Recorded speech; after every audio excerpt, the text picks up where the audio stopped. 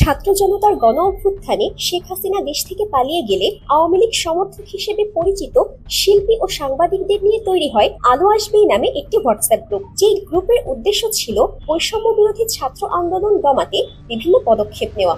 অগস্টে আওয়ামী লীগ সরকারের পতনের পর সেই গ্রুপের একাধিক কথোপকথনের স্ক্রিনশট ফাঁস হয় সোশ্যাল মিডিয়ায়। এরপর থেকেই এই গ্রুপ নিয়ে মূলত ব্যাপক সমালোচনার জন্ম দেয়। ফাঁস হওয়া সেই স্ক্রিনশটে দেখা যায় একদল শিল্পী শিক্ষার্থীদের দমাতে বিভিন্ন পরিকল্পনার কথা বলেছেন।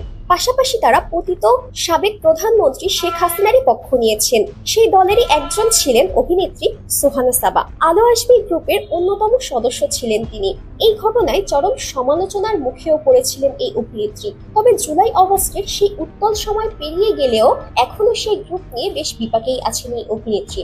সম্প্রতি সোহানা সাবা জানালেন, আলো আসবেই সেই গ্রুপ থেকে অটো ইনভাইটেশন যাচ্ছে, যা কোনোভাবেই বন্ধ করতে পারছেন না তিনি। ফলে নতুন করে আবারও বিপাকে পড়েছেন।